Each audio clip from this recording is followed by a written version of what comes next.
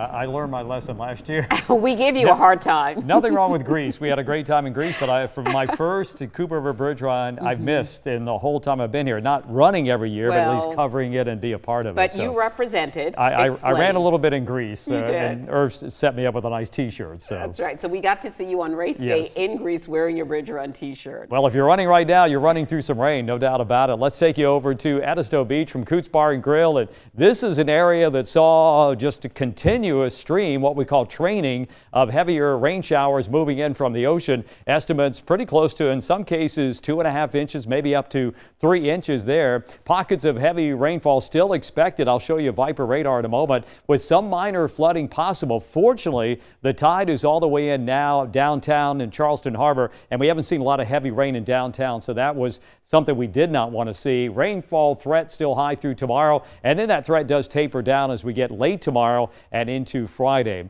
So here's a look at the map. This is that trough that we thought would develop into maybe low pressure, still trying to develop, but it's certainly strong enough to usher in with an onshore wind flow a lot of these heavier bands of showers, because this was the setup for today as we see that moisture coming all the way from the Bahamas across Florida and into the Carolinas. Yesterday at this time, that's where the dry air is. That was right on top of us, but the moisture is starting to erode it, and that's what we're seeing the result of today, as again, a lot of this rain goes all the way down into Florida. But let's kind of zero in on what's happening here close to home, because mostly light rain has moved inland. It took a little while to get it going. I thought we'd see a lot of this by noontime. Just took a little bit longer than that. But again, this is that area that we're watching extending from Folly Beach all the way back to the north of Beaufort. That's where the heaviest rain is, and these are torrential downpours falling right there along the beaches as we get towards Folly and Kiowa and Seabrook, and that'll be moving inland. So Hollywood, all the way lower portions of Charleston County, that is headed your way.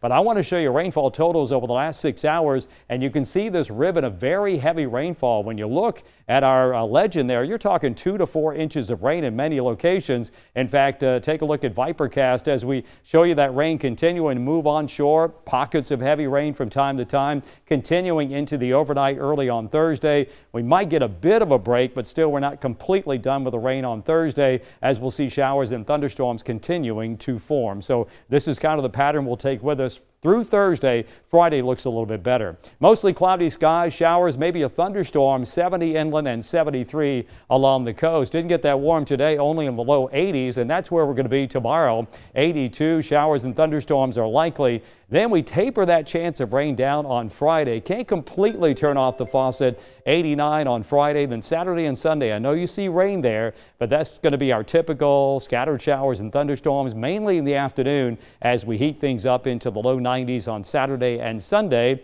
As far as the beach forecast is concerned, we kind of knew today would not be a good beach day. Tomorrow, most likely not as well. But then by the time we get to Friday, more sunshine. And then Saturday and Sunday, got a chance of rain, but also a chance we'll be able to get out and enjoy some of the sun, sand, and the surf.